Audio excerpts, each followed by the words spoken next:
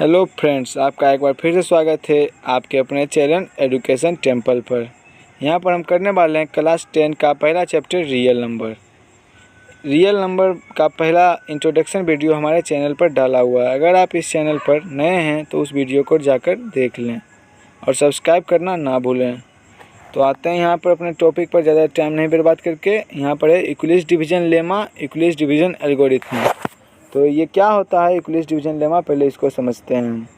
Euclid's एक scientist का नाम है फ्रेंड्स, और डिवीजन का मतलब हुआ लॉन्ग डिवीजन मेथड जो है वो। और यहाँ पर लेमा क्या है? लेमा एक प्रूवन स्टेटमेंट है जो कि यूज किया जाता है कोई भी स्टेटमेंट को प्रूव करने में।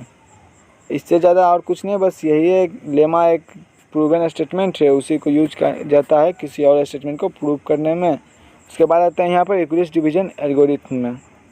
यहाँ पर भी वही बात हो गई, यूक्लिड्स एक साइंटिस्ट का नाम है और डिवीजन वाला मेथड हो गया। एल्गोरिथम का मतलब होता है फ्रेंड्स कोई भी प्रॉब्लम है उसका सॉल्यूशन स्टेप बाइज करने का। वेल डिफाइंड सीरीज में स्टेप बाइज कोई भी प्रॉब्लम का सॉल्यूशन अगर हम करते हैं तो उसको एल्गोरिथम बोलते हैं।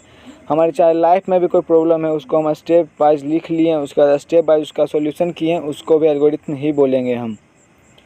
उसके बाद यहाँ पर आते हैं, बढ़िया से समझते हैं यूक्लिड्स डिवीजन लेमा को। For any two given positive integers a and b, there exists unique whole number q and r such that चूँकि a बराबर bq plus r, where 0 is smaller or equal to r and r is smaller to b। इसका मतलब क्या हुआ friends? ये सब हम बचपन से ही पढ़ते आ रहे हैं, कॉमन बात है ये। डिवाइडेंड बराबर divisor into quotient plus remainder, यही वाला फार्मूला है। A equal b Q plus r, बस यही वाला है, इसी पर बैठा दिया है। जो डिवाइडेंड बराबर divider into quotient plus remainder है, इसी को ए बराबर बी क्यू प्लस आर लिखा गया। और यहाँ पर बोला गया है कि हमारा जो रिमाइंडर है वो 0 के इक्वल रहना चाहिए, या फिर 0 से बड़ा रहे, या उसके बाद वो हमारे कोसेंट से छोटा रहना चाहिए, हमारा जो रिमाइंडर रहेगा। आगे बढ़ते हैं फ्रेंड्स और हम करते हैं यूक्लिड्स डिवीजन लेमा का एक example. Suppose we divide 117 by 14। हम यहाँ पर 14 को 117 से डिवाइड करते हैं।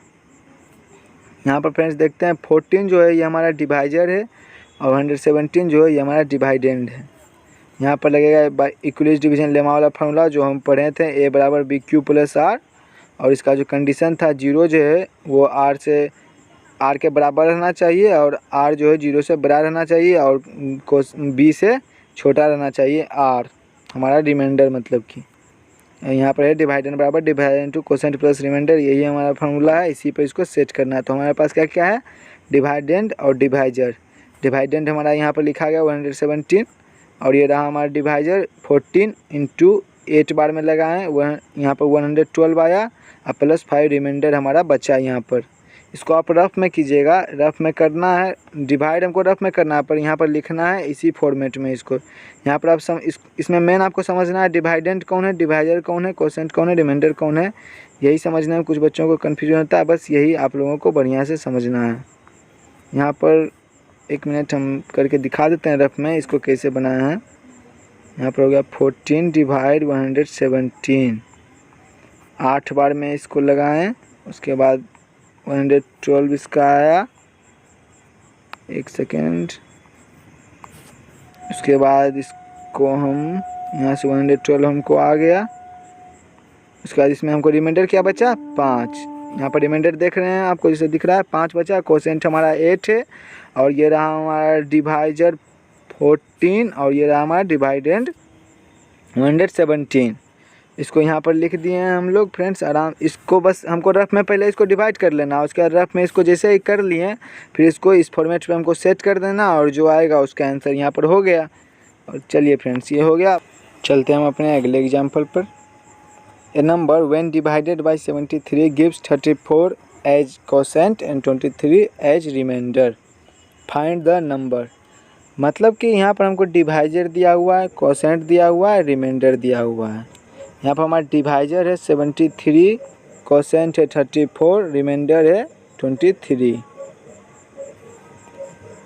यहाँ पर आते हैं हम सॉल्यूशन इसका देखते हैं। डिवाइजर, कोसेंट, रिमाइंडर हमारे पास सब है। इसमें भी बस वही फार्मूला लगाना है हमारा यूक्लिड्स डिवीजन लेमा वाला जो है। यहाँ पर हमको बस यहीं पर लेमा वाला फार्मूला लगाना है, डिवाइडेंड बराबर divisor into quotient plus remainder थोड़ा स्क्रीन को कर देते हैं बड़ा, ताकि आप लोगों को अच्छे से दिख सके क्या बताया जा रहा है एग्जाम्पल में। डिवाइडेंड बराबर dividend into question plus remainder हमको निकालना है इस क्वेश्चन में। बस डिवाइडेंड क्या है इसका वही हमको निकालना है। हमको डिवाइजर क्वोशेंट रिमाइंडर सब दिया हुआ है। यहाँ पर चलते हैं तो डिवाइडेंड निकालने के लिए हमको क्या करना है, 73 इंटू 34 मतलब डिवाइजर को क्वोशेंट से मल्टीप्लाई करना है और रिमाइंडर से जोड़ना है। इसको अगर हम डिवाइजर और क्वोशेंट को मल्टीप्लाई किए तो हमको आया 2482 और रिमाइंडर हमारा है 23। तो 2482 प्लस 23 करते हैं तो हमको 2505 आता है और यही हमारा जो है आंसर है 2505। इसको फ्रेंड्स आपको रफ में करना पड़ेगा, आप ऐसे नहीं समझ पाएंगे। इसको रफ में आपको करने के लिए तो रफ में क्या, यहाँ पर भी आप ऐसे कर सकते हैं, इसको मल्टीप्लाई 23 इंटू 34 को उसके बाद रफ में करके। लेकिन यहाँ पर आपको कुछ नहीं करना है, सबको रफ पे करना है। यहाँ पर कुछ नहीं करना है, यहाँ पर बस जैसे स्टेप बाय स्टेप बनाए हैं वैसे ही बनाना है। बाकी आपको सब कुछ रफ में करना पड़ेगा, यहाँ पर कुछ नहीं करना है। आपको अगर एग्ज़ाम में ये क्वेश्चन आता है तो आपको यहाँ पर बस स्टेप बाय स्टेप लिखना है। आपको एक पेज रहता है रफ में करने के लिए, उसमें आपको रफ करना है। और ये हमारा ख़त्म हुआ एग्जाम्पल। 2 एग्जाम्पल हमने किया यूक्लिड्स डिवीज़न लेमा पर। अभी बस मैं अच्छे से समझाना चाह रहा हूँ कि यूक्लिड्स डिवीज़न लेमा क्या है और यूक्लिड्स डिवीज़न एल्गोरिथम क्या है। इसके बाद हम इसका सारा क्वेश्चन जो भी है सब कुछ करने वाले हैं आराम से, एक वीडियो में एक्सरसाइज में आराम से सारा क्वेश्चन सब कुछ करेंगे।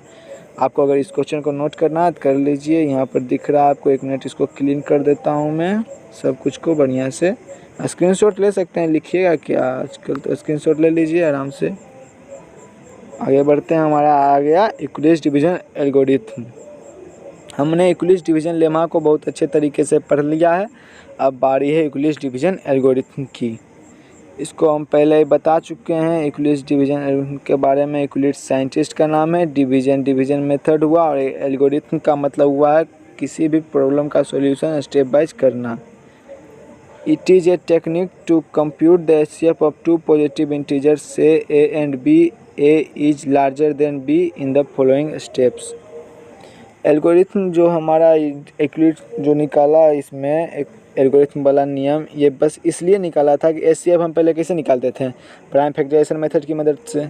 लेकिन अब ये स्टेप बाय स्टेप एक निकाला है यूक्लिड्स नियम, इसी को हम एल्गोरिथम बोलते हैं। यहाँ पर आते हैं स्टेप पर। स्टेप 1 में क्या है, on dividing a by b we get the quotient q and remainder r such. यही हमारा स्टेप है फ्रेंड्स। इसको अच्छे से अगर समझ गए तो हमको क्वेश्चन बनाने में कोई प्रॉब्लम नहीं होना। ये तीनों जो स्टेप है यही मेन है, बस इसी को हम लोगों को समझना है, इस तीनों स्टेप को।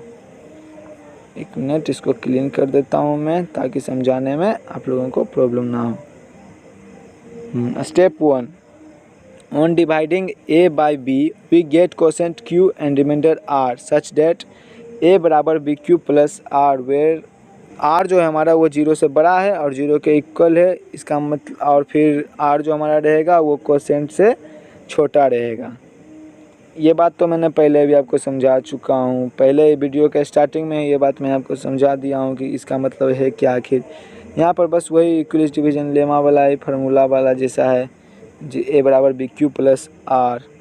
इसी को बस बढ़िया से समझना है। जैसे कि a बराबर हमारा होता है डिवाइडेंड, b बराबर हो गया डिवाइजर, q मतलब आप सब जानते हैं क्वोशेंट, प्लस r मतलब रिमाइंडर। और यहाँ पर ये बोला है वेयर 0 जो है वो रिमाइंडर से मतलब रिमाइंडर के बराबर रहना चाहिए और रिमाइंडर से 0 से रिमाइंडर जो है वो बड़ा रहना चाहिए और क्वोशेंट से रिमाइंडर छोटा रहना चाहिए। और आगे बढ़ते हैं। स्टेप 2 में क्या बोल रहा है हमारा, इफ़ r बराबर 0 देन HCF AB बराबर b। मतलब अगर हमारा r बराबर जो 0 आ गया तो हमारा HCF निकल जाएगा, HCF जो हमारा होगा वो निकल जाएगा। लेकिन अगर r बराबर 0 नहीं आया then apply the division lemma to b and r। मतलब कि अगर r बराबर 0 नहीं आया तो हमारा डिवीजन लेमा जो है वो लगेगा, हमारा मतलब जो डिवाइडर को डिवाइजर बना देना है और जो डिवाइजर है उसको डिवाइडेंड बना देना है। और उसके बाद आगे प्रोसेस चला जाएगा। स्टेप 3 में बस यही बताएगा, continue the process till the remainder 0। जब तक 0 नहीं आता तब तक किसी प्रोसेस को करते जाना। इस प्रोसेस को हम आगे समझेंगे, बस अभी इस स्टेप को मैं बता रहा हूँ।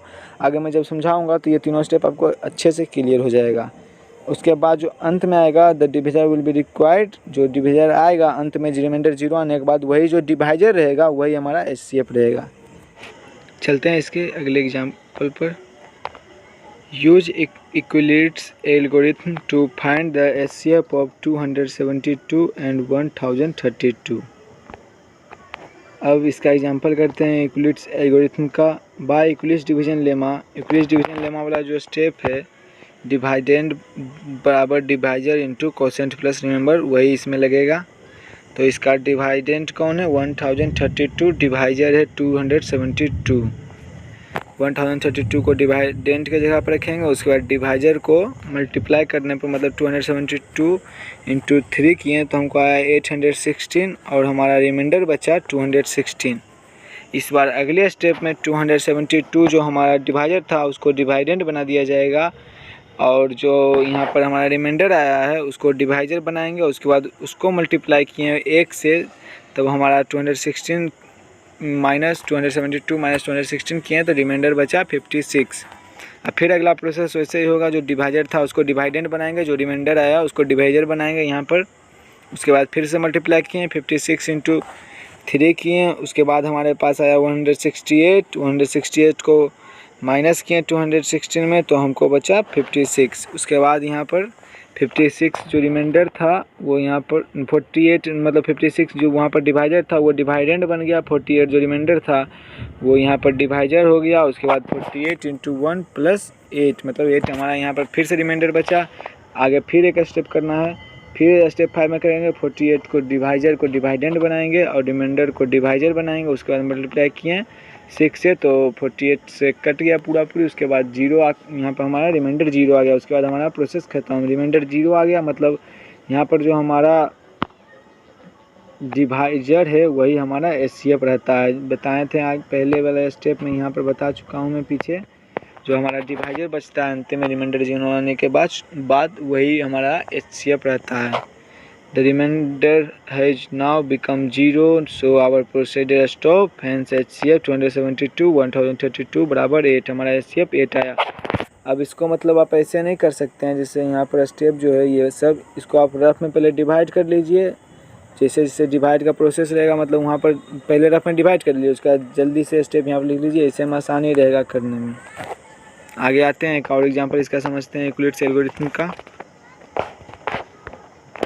यहाँ पर है use equilibrium algorithm to find HCF 196 38,220। इसमें भी वही वाला होगा। By equilibrium division lemma we gate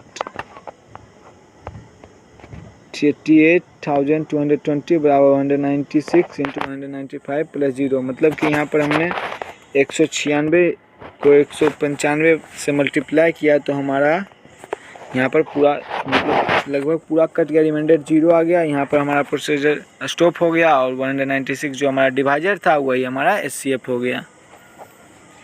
यहाँ पर हो गया पूरा, मतलब हमने अभी किए हैं इक्विलिब्रियम डिवीजन लेमा, फिर किया है इक्विलिब्रियम डिवीजन एल्गोरिथम और दोनों का दो एग्जाम्पल भी किया है। अब इसका क्वेश्चन और आंसर डिस्कस करेंगे अगले वीडियो में। अभी और इसमें मतलब थ्योरम्स हैं कुछ उसको भी डिस्कस करना है, बुक में दिए हुए हैं, आप लोग उसका मतलब रिवीजन कर लीजिएगा, उसके बाद समझने में आसानी होगी।